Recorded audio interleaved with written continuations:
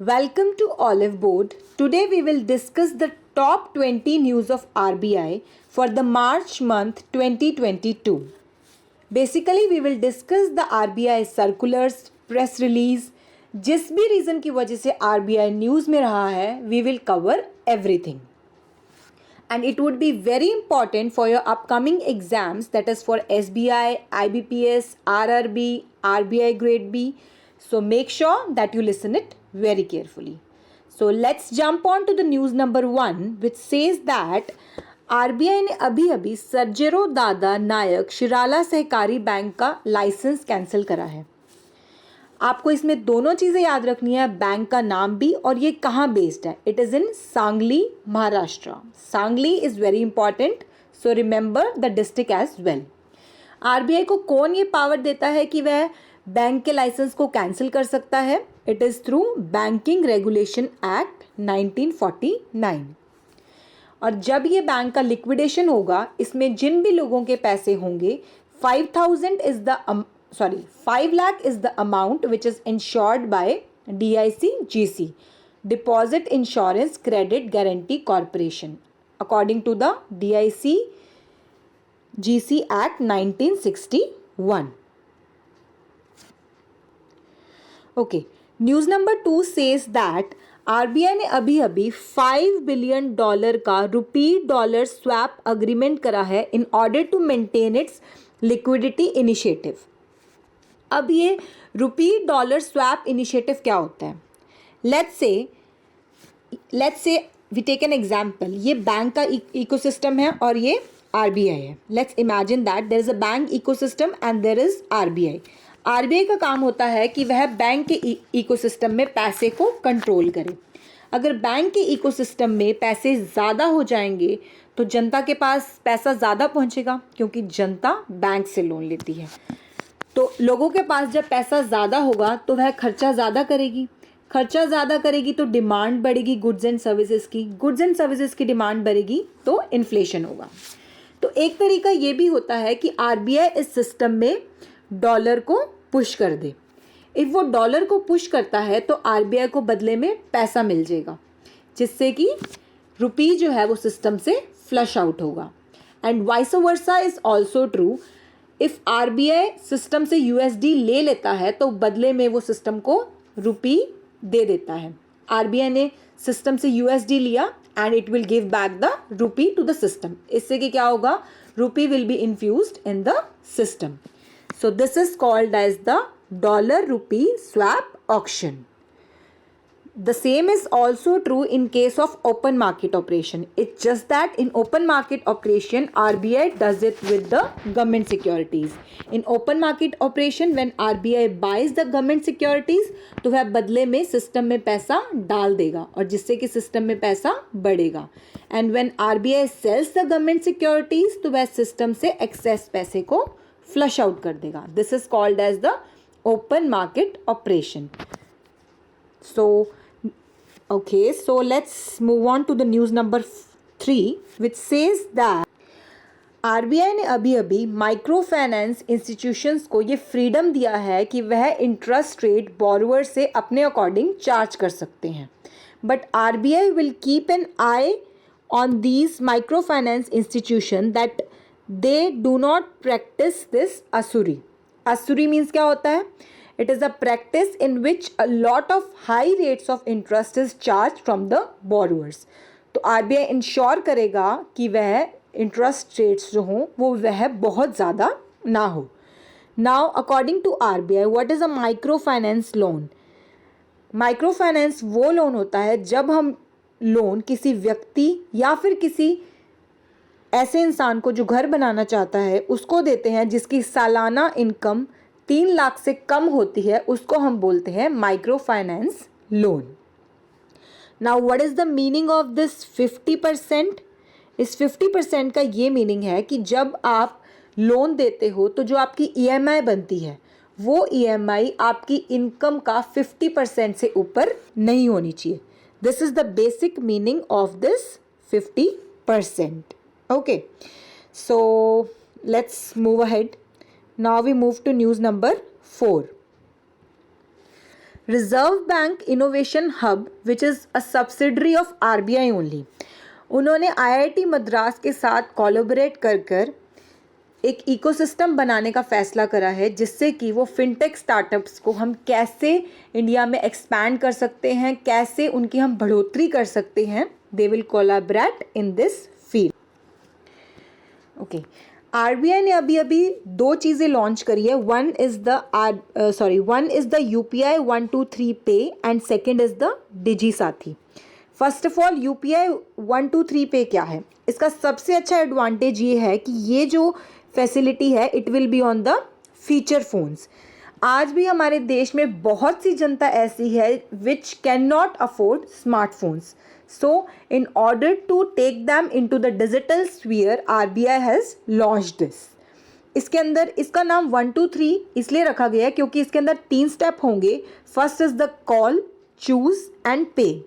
इसके अंदर क्या होगा, जैसे आप किसी भी सुविधा में कॉल कर दें, लेट्स से इन वोडाफोन और इन आइडिया, आप कहीं पर भी कॉल करते हैं तो आपको जो भी चाहिए होता है तो वह बोलते हैं इसके लिए 1 दबाएं, इसके लिए 2 दबाएं. इसके अंदर भी ऐसे ही होगा, वो आपको डिफरेंट ऑप्शंस देंगे. You have to pick 1 2 3 and press on that button. उसके बाद आपको चूज़ करना होगा, फिर आपको पे करना होगा. This is about UPI 123 pay. And second initiative is the digi Saathi. इसमें क्या होगा, इट इज़ अ 24/7 हेल्पलाइन. 24 घंटे 7 दिन आपके पास ये अवेलेबल रहेगी. कोई भी डिजिटल पेमेंट को लेकर आपको कोई क्वेरी है या फिर कोई कंप्लेन है, you can launch on this. We can use this facility via 3 modes. One is through website, chatbot facility and through free call. This is about the 2 facilities. So news number 6 says that RBI ने अभी NaBFID को, that is national bank for financing infrastructure and development को declare किया है as an all India financial institution under the section 45L एंड 45N of the RBI act 1934. इसमें क्या होगा, सबसे पहले आपको ये जानना ज़रूरी है कि फ़िलहाल आरबीआई के पास 4 AIFIs हैं. One is the EXIM bank, NABARD, NHB, SIDBI, and this NAB feed will be the 5th one, and whose first chairman would be KV Kamat. इसमें क्या होगा, बेसिकली AIFIs होता क्या है? इसमें क्या होता है कि this is a dedicated institution for giving loans for specific purposes. Let's say for example, पहले क्या होता था कि आरबीआई को लोन देना होता था. लेट्स से उनको आरबीआई को एग्रीकल्चर लोन देना है, तो आरबीआई क्या करता था कि लेट्स से उन्होंने 6,000 करोड़ दे दिए बैंक को, और उनको वो बोल देंगे कि आप जो है इसको एग्रीकल्चर सेक्टर में दें. लेकिन बाद में आरबीआई ने नाबार्ड बना दिया specifically for giving the agriculture loans.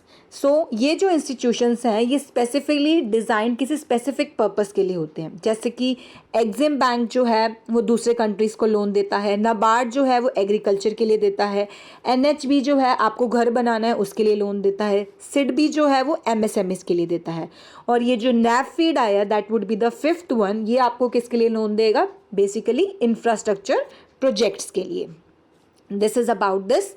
It is a very important question. I would say in all these top 20 news, I would say this would be this would give utmost importance to this question. Okay.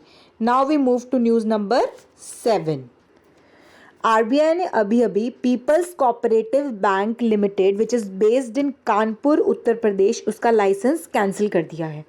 Basically, bank was not adhering to some of the conditions which is under the section 11 subsection 1 and section 22 subsection 3D under the section 56 of the Banking Regulation Act 1949. आप इन सब sections को भी revise कर लेंगे, पढ़ लेंगे तो ज़्यादा अच्छा रहेगा. It is possible that the examiner can ask something deep as well, so make sure that you remember these sub sections as well. Okay, RBI ने जो अम्ब्रेला ऑर्गेनाइजेशन हैं उनमें जो बैंक्स इन्वेस्ट करते हैं, basically these urban primary urban cooperative banks, उन banks को non statutory liquidity ratio से एग्जेम्प्ट कर दिया गया है. इसका मतलब ये क्या है, हम एक एग्जाम्पल से इसको समझते हैं. लेट्स से आपके पास 3 से 4 अर्बन कोऑपरेटिव बैंक्स हैं. Let's say we have 5 urban cooperative banks. अब ये 5 अर्बन कोऑपरेटिव बैंक्स है, ये मिलकर एक ऑर्गेनाइजेशन बनाएंगे, अम्ब्रेला ऑर्गेनाइजेशन बनाएंगे. ये पांचों बैंक्स जो हैं वो इस ऑर्गेनाइजेशन में इन्वेस्ट करेंगे. This is called as the umbrella organisation. जो अर्बन कोऑपरेटिव बैंक्स होते हैं उनके पास इतना बजट नहीं होता है कि वह रिसर्च को, टेक्नोलॉजी को अफोर्ड कर सकें. इसलिए ये पांचों बैंक्स जो हैं वो मिलकर एक अम्ब्रेला ऑर्गेनाइजेशन बनाते हैं. ये अम्ब्रेला ऑर्गेनाइजेशन उनके लिए रिसर्च, टेक्नोलॉजी लेकर आएगी जो ये पांचों अर्बन कोऑपरेटिव बैंक्स यूज़ करेंगे. अब statutory liquidity ratio, that is SLR, and non statutory liquidity ratio. SLR क्या होता है? Part of banks that money that has to be kept in the form of cash और government securities. It is rather safe. लेकिन जो non SLR होता है इसमें क्या होता है? It is relatively risky. पहले क्या होता था? एक primary urban cooperative bank could not invest more than 10% of its capital into this non SLR securities. लेकिन अब जो 10% की कैप है, it has been exempted by RBI. ये इसलिए करा गया है ताकि जो अर्बन कोऑपरेटिव बैंक्स है वो एटलीस्ट अपनी कैपिटल को सब्सक्राइब करें दिस अम्ब्रेला ऑर्गेनाइजेशन में और इसकी मेंबरशिप को लें. This is about this. RBI ने अपने cloud native intellect quantum core banking को रन करने के लिए या फिर उसको लागू करने के लिए या फिर उसका संचालन करने के लिए, उसकी डे टू डे ऑपरेशंस को रन करने के लिए एक कंपनी को हायर करा है. And that company is known as intelligent design arena. और ये जो प्लेटफॉर्म है that is the cloud native intellect quantum core banking solution. इसको हम ई-कुबेर भी बोलते. ओके. RBI ने अभी digital payment awareness week celebrate करा है, that is from 7 March to 11th ऑफ मार्च. अब ये 7th मार्च को ही क्यों लॉन्च करा है? Because it is the 17th foundation day of the department of payment and the settlement system. और ये डिपार्टमेंट किस लिए रिस्पॉन्सिबल होता है? For managing the payment system in India. And what is the theme of this week? It is outreach and availability of digital payments. Okay. News number 11 says RBI ने अभी एक booklet launch करी है. उसका नाम है be aware on modus operandi of financial frauds. It is basically to warn people about the digital frauds which are increasing day by day. इसके अंदर हमें ये बताया गया है कि हमें अपनी confidential information like OTP, CVV ये हमें बिल्कुल भी किसी से शेयर नहीं करनी चाहिए. Do you know the full form of CVV? It is the card verification value. It is written on the back side of your card. RBI ने पेटीएम पेमेंट बैंक को इमीडिएटली स्टॉप कर दिया गया है कि वह नए कस्टमर्स को ऑनबोर्ड नहीं कर सकते. और ये ताकत RBI को कौन देता है? It is through Section 35 of the Banking Regulation Act 1949. Basically, some irregularities were found during the auditing of Paytm. इसलिए उनको बोल दिया गया है कि वह नए कस्टमर्स को अभी ऑनबोर्ड नहीं करेंगे. And who is the chairman of Paytm Payment Bank? It is the Vijay Shekhar Sharma.